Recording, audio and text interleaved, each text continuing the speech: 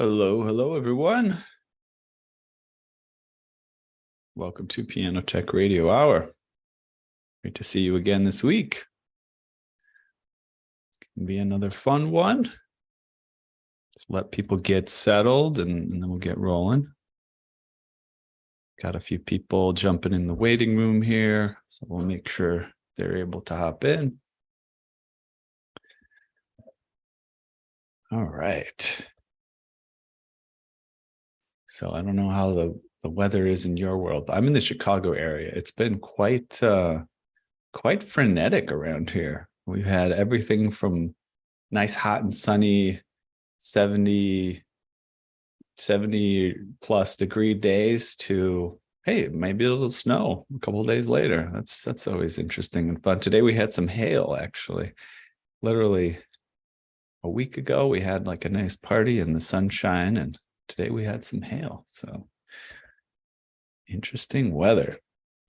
All right.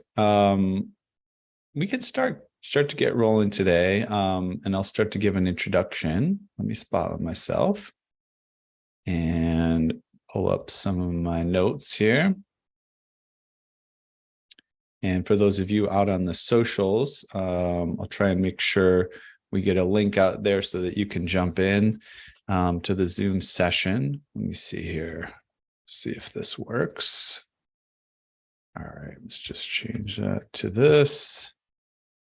And yes, indeed, for the 22nd. All right.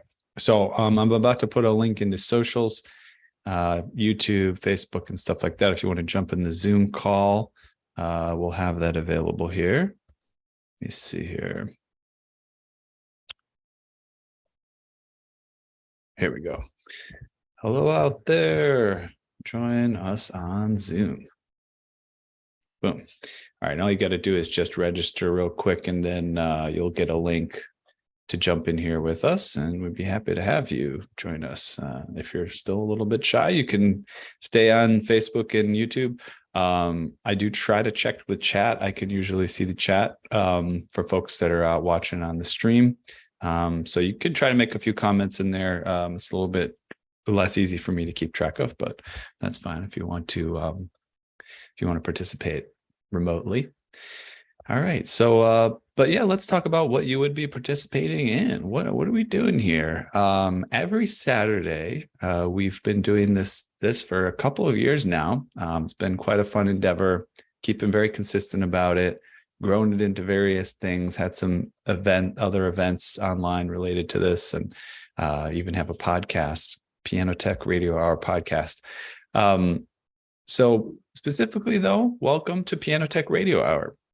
We gather here every Saturday to meet with and learn from the most fascinating and knowledgeable folks in the piano world, including manufacturers, rebuilders, musicians, makers of other instruments, and of course, piano techs. Our mutual goal is to become better at our craft, to help each other and create an ever more musical world together. Piano Tech Radio Hour is brought to you by Piano Technicians Master Classes, an online learning resource that brings you cutting-edge instruction from piano industry masters without leaving your home. You can find out more at pianotechniciansmasterclass.com. If you'd like to keep up with us, attend every live session easily, and support the future growth of this fine production, you can subscribe at bit.ly/joinptrh.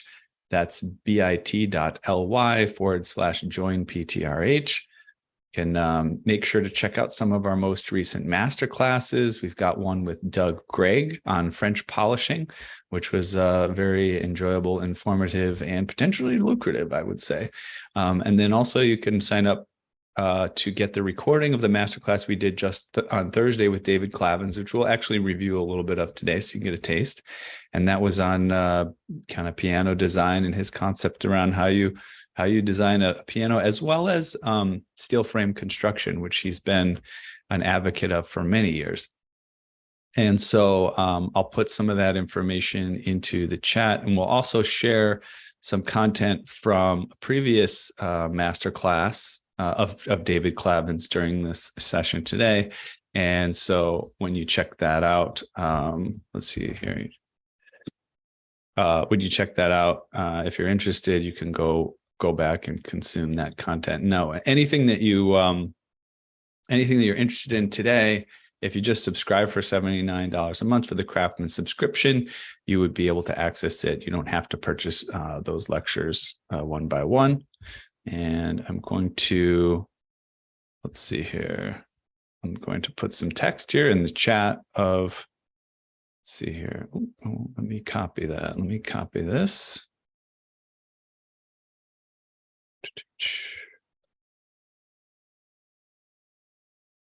One moment. Thank you for your patience. There we go. And perfect. And by the way, the podcast is at pianotechradio.com. Pretty simple to remember. And we've got a good handful of episodes up there. And basically the episodes that we're releasing on the podcast are from about 2 years ago. Gosh, it's not letting me copy and paste this text, which is really annoying. So we'll forget about it for the time being. I'll put that in later. Which is it's very annoying though. Let's see here. Let me try one more time. Copy. Let's try this out. And I think that worked. All right, let's put it in the chat and Zoom here, and then we'll get rolling. All right, so yeah, the masterclass on Thursday was very interesting. It was kind of a follow on to the one that we had back in 2021, where David Clavins explained how he created his Una Corda piano, which he's very much known for back, in like the late 70s, 80s, as he was just getting started building a giant, very tall piano, which I basically had to climb a pretty significant staircase to play. And the whole idea there was to be able to create some more beautiful scaling, right? To make the bass strings much longer. And to use some different principles in those designs. And, he's been kind of growing that concept ever since then. It's been quite a long time. He's very happy that he's stuck with, kind of being a bit of an iconoclast and doing something different amidst, the normal progress of the piano industry as it is. And then as of recently, he's actually been constructing some smaller size pianos and exploring designs there and how he can continue to implement some of the principles that he finds important, but to do that in a smaller piano construction, perhaps with less actual notes per piano for the keyboard, less strings per note, things like that. I'm actually going to start off by visiting his Instagram briefly, so folks can get a chance to kind of look over some images of the pianos if you haven't seen them. And there's actually a few audio clips as well, so we can take a look at those. And then we'll dive into some samples of the lecture content after that.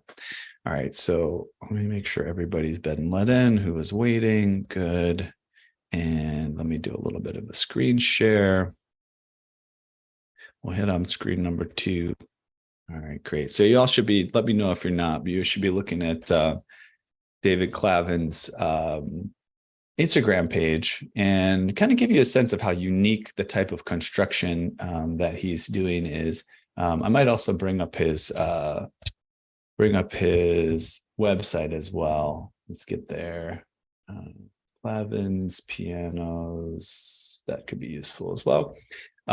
So I can't explain exactly which piano. Actually, I can after our presentation. This piano is a larger version of a piano he designed recently called the Una Corda piano. The Una Corda piano has a limited number of keys, less than 88, and it only has one string per note, as the Una Corda implies, as the name Una Corda implies. But this piano is more of like if it were a grand piano, but not as tall as his other models. So it's like using the one string per note concept, but using it on a sort of a grand piano style of kind of the length of strings and what you get out of it. And we can take a listen to it really briefly here. And you'll hear it's a very rich sound. It's a very full sound. It's a very beautiful sound. It's a very unique sound. And definitely, worth something exploring, especially for those composers and musicians who want to create unique sounds.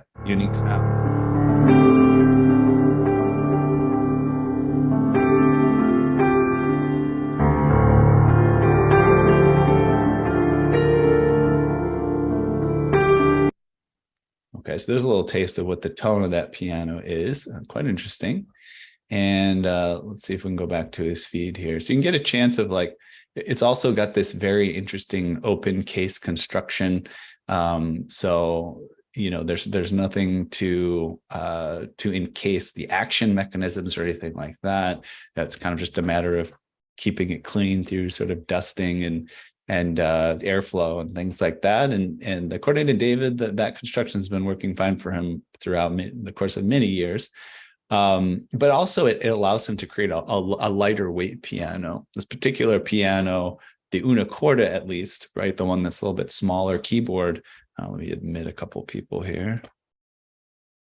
The one that's a little bit smaller keyboard, I think it was, maybe about 150 pounds or something like that. Maybe less, maybe 110, 100. It depended how exactly, you measured the weight. And also I was converting from metric to United States style or whatever. But yes, so part of the idea behind less encasement for the piano itself is then it's going to actually weigh less.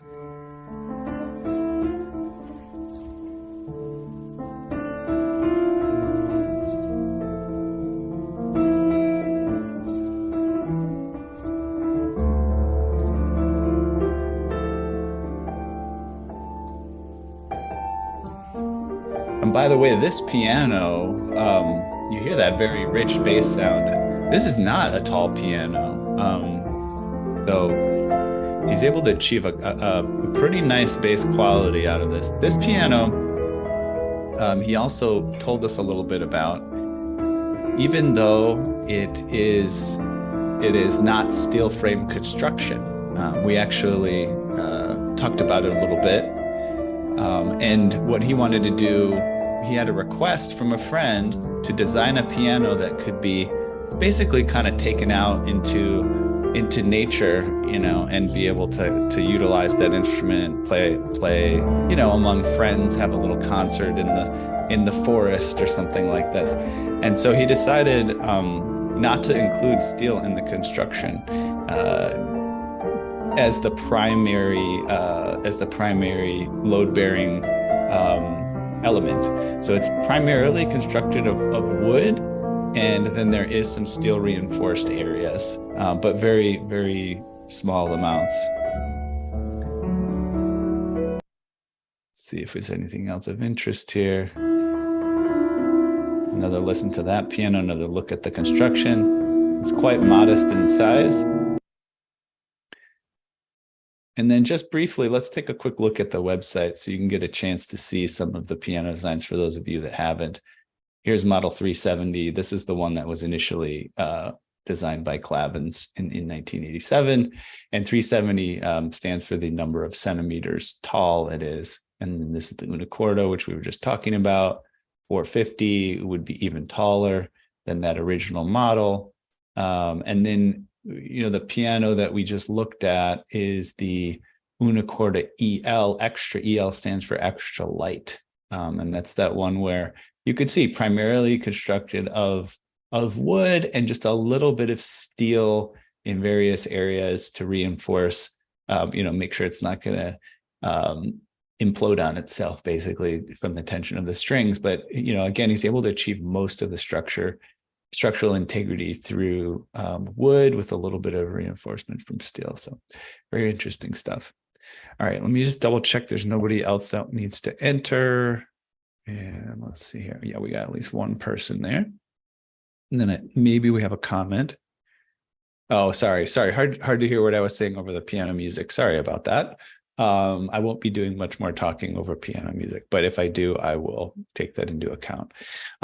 If there's no questions from this point forward, I think what I might do is dive into, some of the content now that you have a foundation for, if you haven't already, about like where we're at with Clavins, what kind of pianos he's been designing, what he's going to be talking about. And he's going to get quite technical. I'm going to get I'm going to give you a taste of the lecture that we literally just had on Thursday. And there'll be a little bit introduction of him at the beginning, so that will help give some context as well. And then we'll dive into a bit of his presentation, discussing the benefits of steel frame. And then after that, we'll jump back to catch a little bit of his presentation from 2021, talking about the road to the development of the Una Corda piano. So I believe you're still looking at my screen. So what we'll do is we'll hop on over here and we'll load this one up, and we'll watch it for maybe 15, 20 minutes, maybe a little bit longer or shorter. And then we'll see if there's any comments, questions, and then we'll jump on over to the other recording. We're excited to have another chance to have some time with a very innovative person here in the piano industry, David Clavins. Definitely, I don't know if I ever mentioned to you, David, like the first time I heard of you, I remember I was just driving a car with a friend, and I was in high school. So this was in the 90s, mid 90s. And my buddy was like, yeah, there's a piano over in I think, did you ever install one of your pianos in University of Chicago or sort of Chicago area back in the early, the 90s? No, that was it. No. That was in Germany. Okay. I had it in Germany. Okay. Well, anyways, a buddy of mine, I remember telling me that there's a piano where you have to climb a staircase to play it. It's so tall and the strings are so long. And I was like, oh, cool.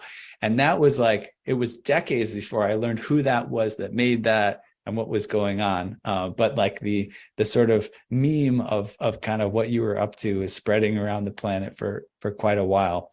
So a little bit of a background on you before we get started. For those of you that may not be aware, Clavins is an accomplished piano designer. He did his degree in Masters of Piano Building back in January 1980 in Stuttgart, Germany. And he founded his first piano company in 1976 in Bonn, Germany. He initially specialized in the rebuilding of old pianos, but in the course of his work, he was studying the factors that mainly determine the acoustic characteristics of a piano, and being the curious and innovative person that he is, he couldn't help but bring us into a new era of piano design.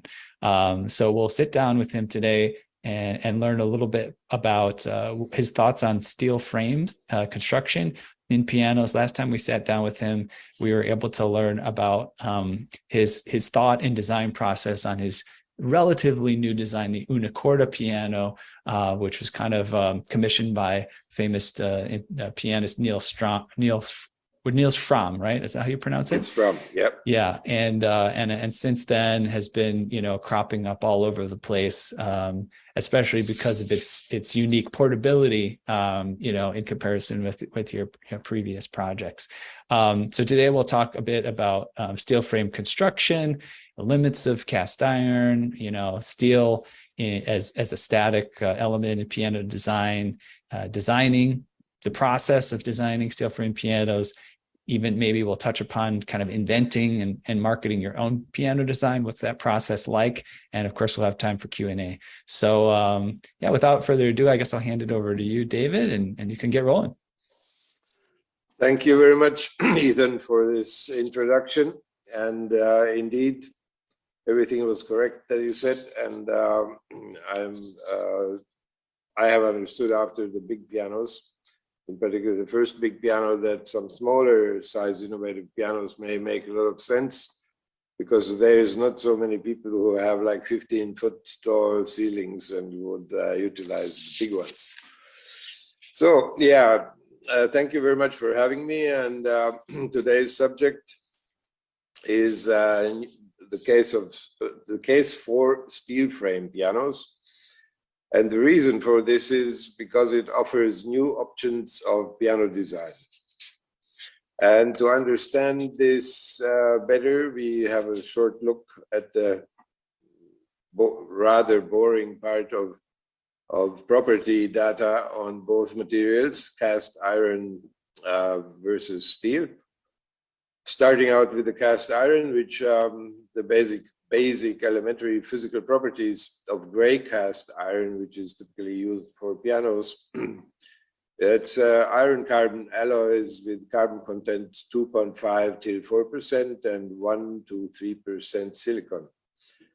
Density is about 7 grams per cubic centimeter, 6.6 to 7.4. Cast iron has a good castability, is brittle, has very good damping capacity, which is very important if you design pianos the old-fashioned way or the industry way, and excellent machinability, a low ductility, modulus of elasticity that's expressed in gigapascal, which is a value of around 120, and has a good resistance to wear and resistance to oxidation. And versus the steel, now looking at the steel properties, weight is somewhat similar. Iron alloys with less than 2% carbon make various steel material, so to say, various steels. And it has typically a density of 7.75 till 8.05 gram per cubic centimeter. And it has a low damping capacity, which is one of the reasons why in classic piano building, typically steel is disregarded as any kind of part of a piano frame. But we refer to this later. Steel has a high tensile strength and toughness. It's easy to weld versus cast iron, which is not that easy to weld, though it's possible. And steel has a higher ductility. Modulus of elasticity is 210 gigapascal, which compared to the cast iron, 120 versus 210. So you see it's about it's significantly higher, has a significantly higher elasticity than beans like, maybe not significant, but a third higher elasticity than cast iron. And it needs coating against oxidation. Otherwise, it will, unless you look at some modern designs, they actually love to utilize rust. So in case somebody loves a rusty piano, you don't need the coating. So that's the basic properties. Now looking at, yeah. Somehow I have an echo there. Let me know, did you want me to share the presentation yet, or do you want to wait on that, the slides? Yeah, you could also, I mean, depends. You could also share the presentation, but maybe it makes it easier for the people to follow if you share the presentation. Via screen share? Or yeah. Okay, yeah. Let me go on to that just a sec here. And screen, let's go over here. Screen 1, screen 2. There it is. Share. And then I'll remove my spotlight that. Okay. Okay, great. And then we go to slide 3 now. Okay.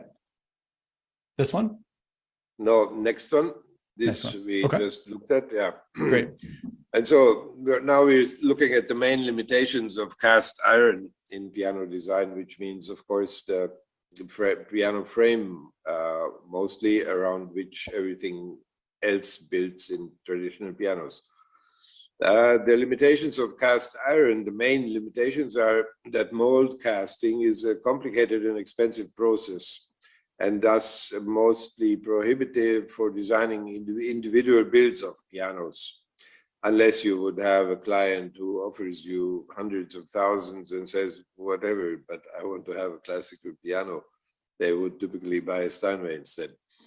So then cast iron has its limits to size, because extending size beyond the typical concert grand is very impracticable. It becomes too heavy because it's a brittle material. It may even, if you handle it not carefully enough, it may break easily.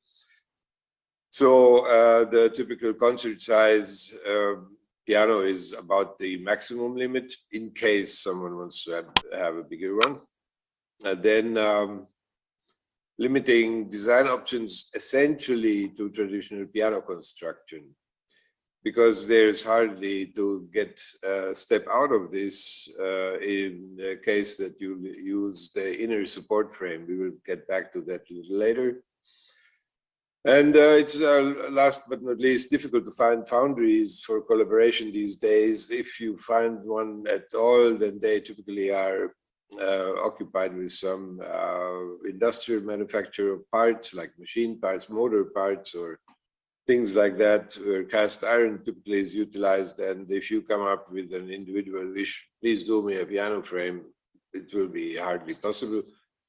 Unless you do it in China, and China asks you how many 100 pieces you would like, or 1,000 pieces of that you would like to have. And it's also in China, even in China, let's say the minimum cost of molding a new cast iron frame is somewhere at least at 50,000 euro, which means like $60,000 presently at the present course, the exchange course for dollar versus euro. So anyway, it may be even more expensive in the meantime. So let's look at the next slide. So the opportunities by using steel instead of cast iron, the major points are that this is extending piano design options to near limitless possibilities.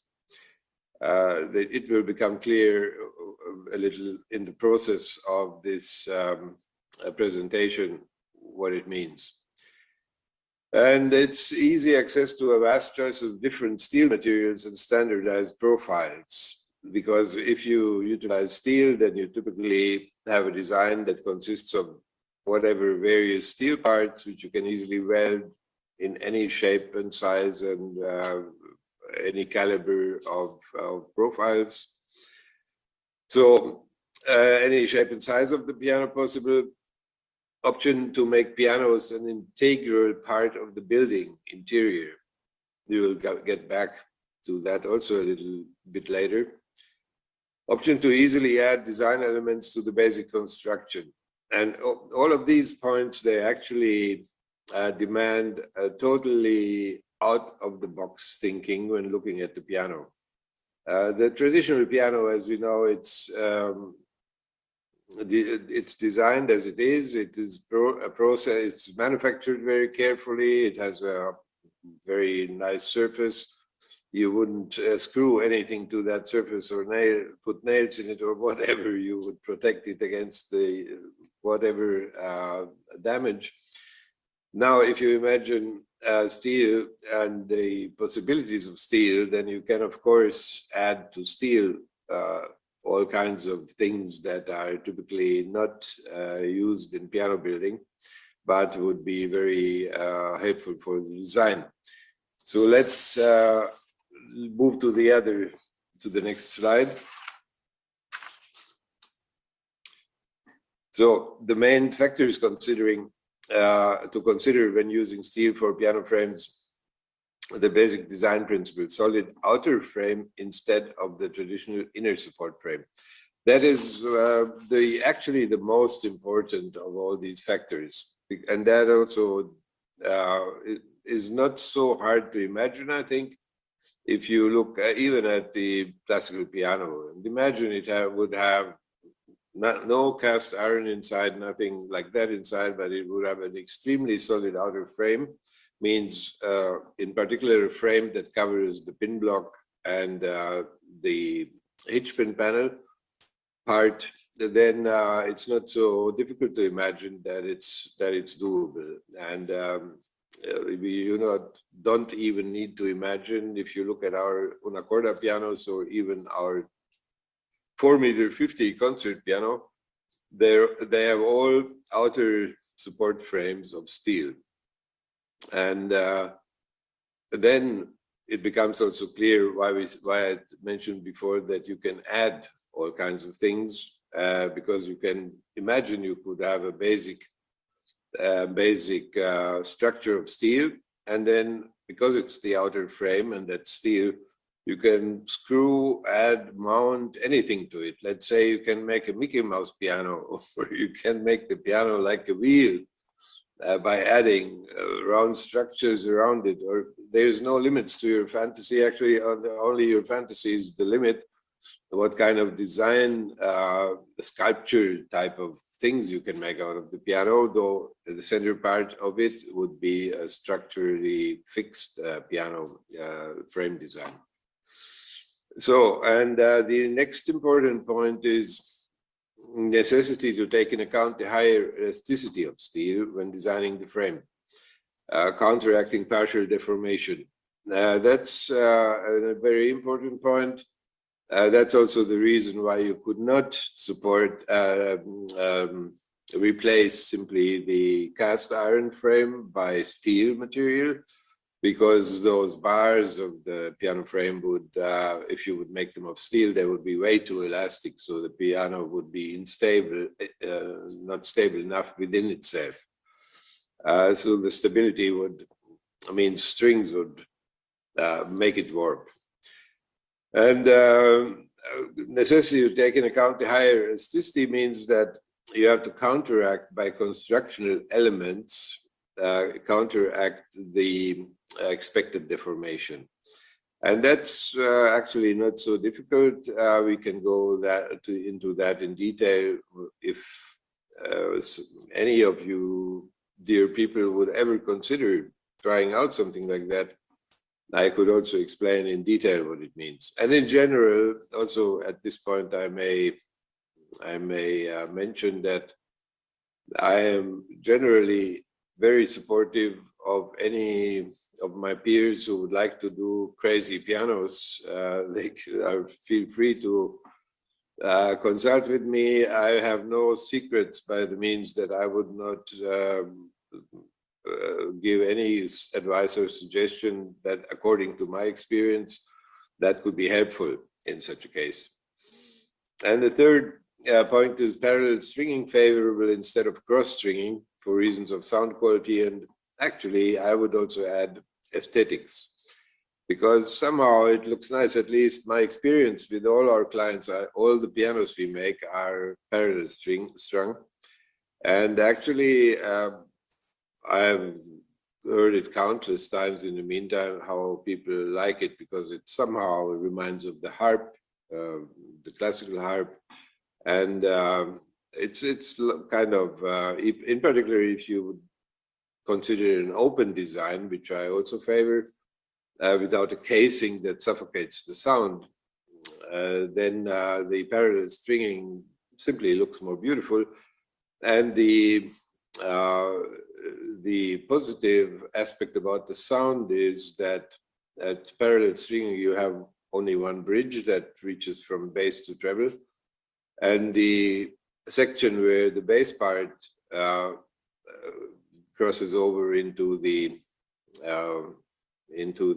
middle treble part, there the bridge sits on the same area of soundboard. That means it has a closer sound characteristics in every regard, where the material changes between copper wound strings and plain steel strings. At the cross-strung piano, as you know, the last middle part treble string sits in the left lower corner, the first bass part quite up in the right-hand side of the soundboard. And typically the soundboard has totally different characteristics in those areas. And that's why you get like a bump in the sound balance when you chromatically play from middle to the bass section or back bass to middle section. that's also so an advantage using parallel stringing. And then, last but not least, that I already mentioned, consultations with me personally. We could also, that could also mean some Zoom conferences for specific details, like, for example, how you counteract or what's the design principles of the steel frame, at which part of the steel frame you would have to expect any kind of warping that you had to counteract by design aspects of certain way. And to mention an example, for example, the Una Corda piano, if you look it up, there's quite a lot of pictures out there, in particular on our website, and also on the last slide of this presentation. Then if you stand in front of the piano, look at the Una Corda, then you can imagine that the upper left corner of the piano would typically warp forward, so in direction of the pianist, if there would be no counteracting construction in place. And since this is the left side of the Una Corda piano is the longest single bar of the outer frame, so it is, of course, because it's steel and the elasticity is somewhat higher, it will warp forward. So that's not a problem to counteract. That's one example. It could also be different other parts. So that's definitely, let's say, one option is that in case any of my dear piano technician masters friends in America would ever consider to get really to it, designing their own piano, you can count on my support in every possible way. Let's look at the next slide. And by the way, I think in a little bit, I think maybe we can jump over to your website too and review some of the images of your pianos to kind of put some of this stuff in perspective and maybe explore the designs visually. I think that could be very helpful. So we'll cue that up next. All right. So that was a little taste of that lecture.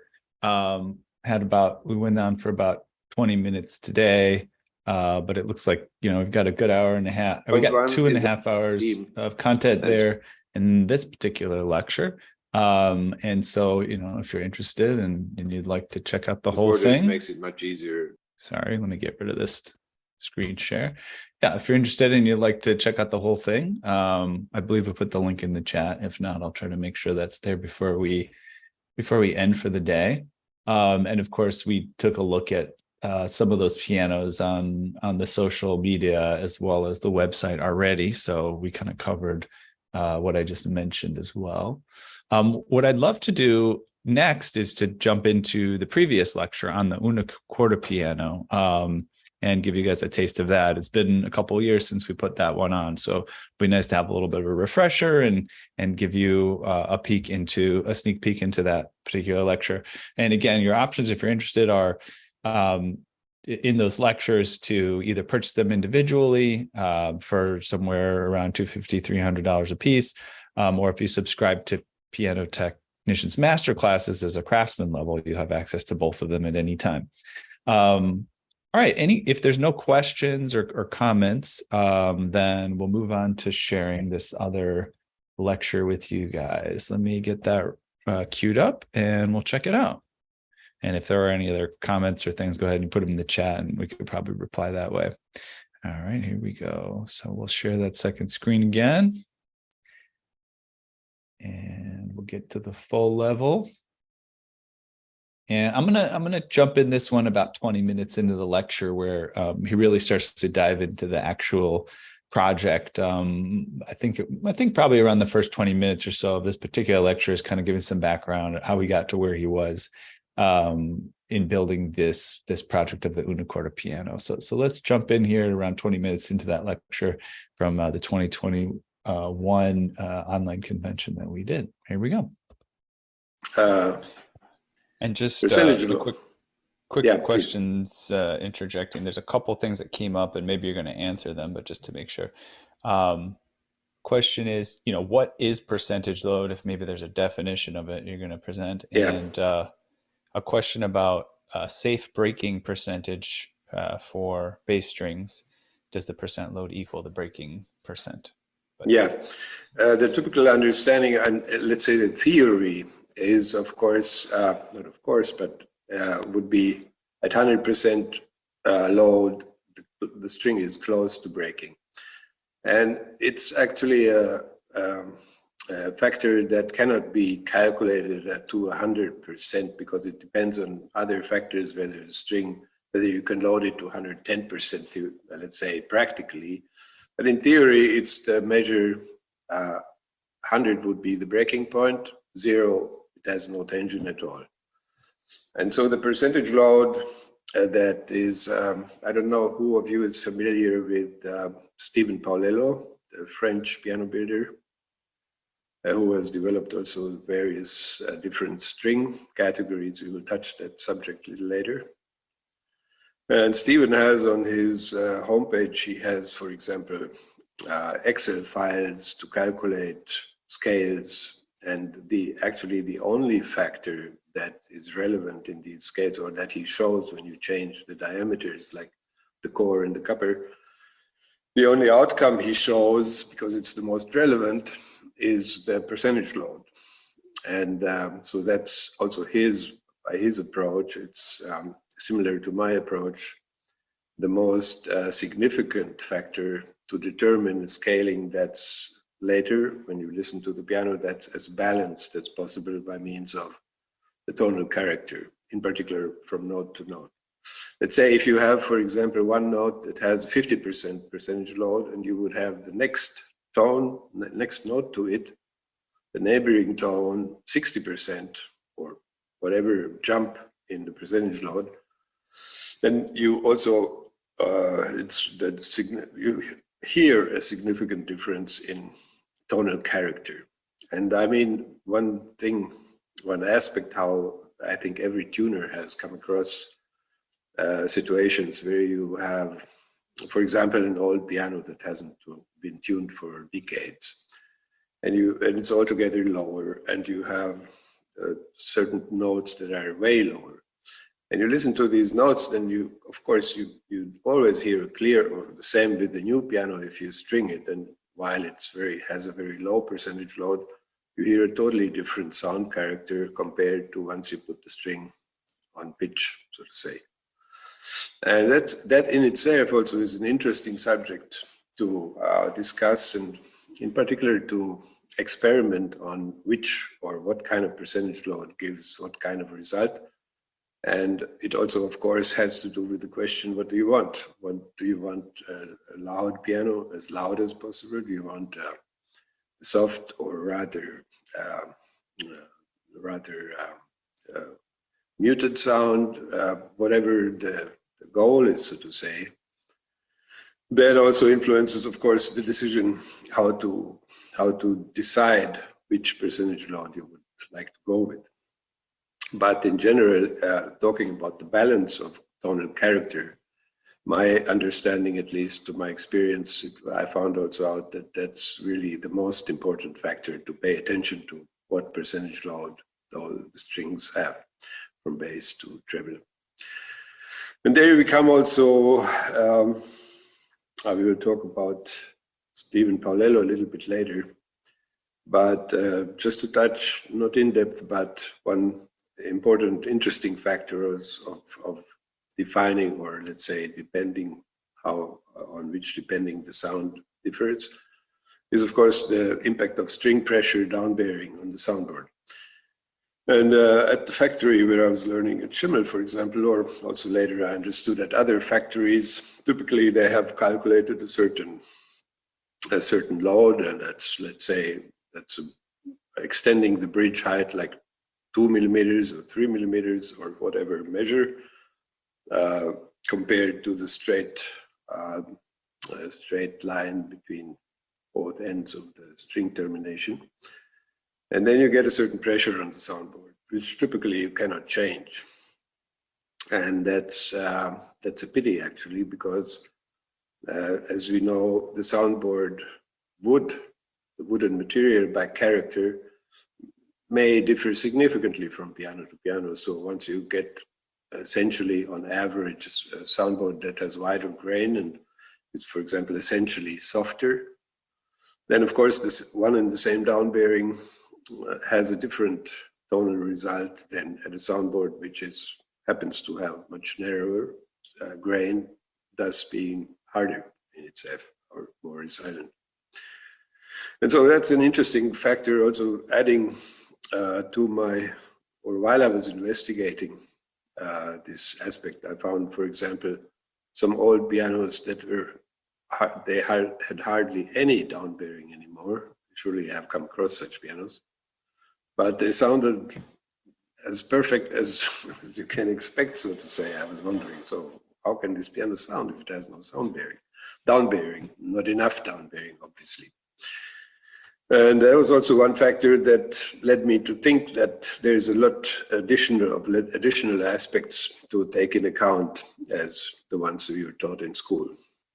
And then the interesting, for my personal experience, from my experience, one of the most interesting discoveries was the double layer soundboard, which today, to name it, I generally use at all the pianos that I built, that I'm building. And the Rittmüller Göttingen, it's a shame that now the Chinese have taken the name and are doing lots of Chinese Rittmüller, which has nothing whatsoever to do with the good old Rittmüller pianos. But Rittmüller Göttingen was the only piano that I came across during the rebuilding of pianos, and when I still remember the very first Rittmüller Göttingen, a beautiful Jugendstil walnut piano. And when I checked the sound, I was surprised because it was different than any old piano that I heard before. And the main difference was the tone was more carrying, and it was way more balanced from bass to treble compared to a typical traditional soundboard piano. And though it may have been a little softer if you would have checked it by maximum loudness, maximum power of sound, it was maybe 5%, I would say. I would say rather insignificant, but a little less loud sounding than typically old pianos of that same size. And then I came across the next Rittmüller piano, and the next, and there was quite a number in the decades while I was doing piano rebuildings. And all of these pianos had the same quality. That was actually what convinced me to look much deeper into this subject. And consequently, eventually also led to my decision that I would build my own pianos with a double layer soundboard. Okay, please, next slide. So the vertical concert grand, to briefly touch, was my first big experiment, you could say, in piano building, because such dimension had not been built before, in particular not as an upright piano. And I was, in the course of my experience as a tuner, in particular doing concert tunings, I got more and more dissatisfied with the limitations of the concert grand piano. And in particular, the fact that when you play the concert grand loud, then in particular the bass part gets muddier and muddier. And actually, if you listen to, let's say, Rachmaninoff concerto or Scriabin etudes on a concert grand, it's pretty much, you hardly can define what's happened in the bass notes. Also, that's what pianists say. And also, and that, of course, is, as I concluded based on my studies, very much tied to the fact that the soundboard size, the active surface of the soundboard, is very limited, also at the concert grand. And not only limited by means of size, but also the shape of the concert grand piano, in my view, as I found out, or I'm arguing, is quite a disadvantage for the quality of the sound of the piano. And like one very essential point is, if you look at the baby grand compared to concert grand, you will find out that the concert grand actually simply has a longer soundboard, but the width essentially stays more or less the same. So you have like a pretty narrow soundboard that's simply longer because the strings are longer. And that, as I found out, is quite a huge disadvantage for the tone of the piano. And so one of my thesis is that if you would have the absolutely identical scaling, let's say of a Steinway concert grand or Bösendorfer or Fazioli, whatever, and you would simply widen the soundboard, you would give it a different shape, you would significantly increase the tonal quality, in particular also the power of sound. But of course, as long as you have a scaling that is actually too short in the bass part to create a pure tone, then it doesn't help too much to increase the soundboard alone. So this was the Model 370, I called it. I built it from 85 until 87 as my first to check out various factors, in particular string scaling, extending soundboard size significantly. At this piano, it's like 2.5 times the size of a typical concert grand. And just to find out that actually I built this piano 25 years too early because there was absolutely no way to somehow promote it. The only way that I saw was inviting pianists and recording CDs, and for a while that seemed to be promising, but actually I didn't find distributors for the CDs because they didn't know in which shelf to put this kind of sound and music. And so actually it fizzled out, and as the situation there was back in the beginning of the 90s was rather difficult to continue this work, so it actually was paused for quite a while. The next slide, please.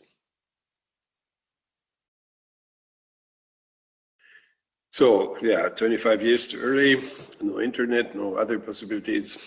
And then actually I was invited, where I intensively picked up my piano building work again, was based on an invitation to the USA in 2006. There was an enthusiast, actually. He was a collector of piano historical documents and like a typical lay pianist himself. And he found me on the internet. In the meantime, we had internet, and as soon as it came up in the beginning of the 2000s, I was putting up my website and all my 370 and some concept pianos that I had developed in the meantime. And so he found the webpage, invited me, and we worked intensively on research and development actually for 3 years. And then in 2008, 2009, eventually he went bankrupt, but not because of my piano, because of the mess that the financial world experienced back then, the so-called banking crisis. And so I was hanging around in the States for 2 more years because he was hoping to find some venture capital, which didn't work out eventually. And so in 2011, I came back to Germany because I wanted to continue my work independently. And I happened to settle in Balingen. I won't explain the details why in Balingen. Balingen is close to Stuttgart and Tübingen, actually like 40 kilometers south of Tübingen. And you may have heard of Tübingen. Tübingen has a very famous university, among other. And there I took over a piano store and workshop, and that was actually my new basis to start continue working on my own ideas of developing pianos, contemplating new designs. The next slide, please.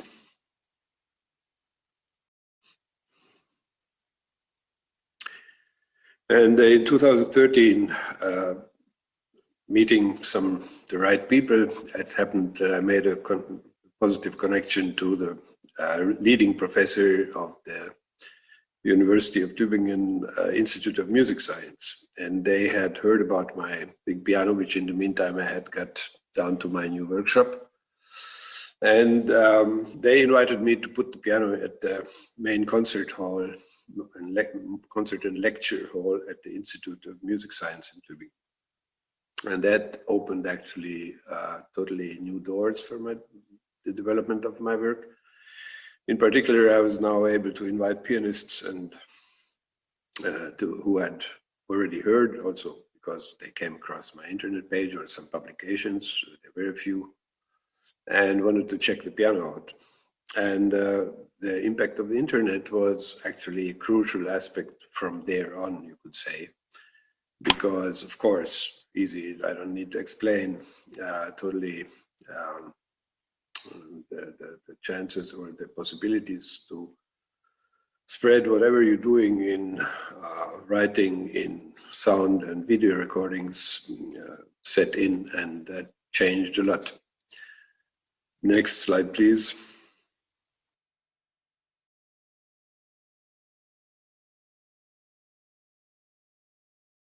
All right. I'm glad you guys could get a chance to take a look at those. I don't know that I was trying to remember if we actually had David Clavins on Radio Hour, and I don't know that we ever got a chance to. Maybe there's a recording in the archives. I couldn't quickly pull it up though. So it's good to give him some exposure to folks on Radio Hour of what he's up to. And, as you can see, a very generous fellow, extremely creative and iconoclastic, and I think also just a great thinker, even if you don't like his pianos or want to make your own piano or whatever. I think there's some elements there that he shares with what I think. I'm a big fan of Del Fondrick as well. Just people who think differently about the piano. They don't just take things for granted. They ask why.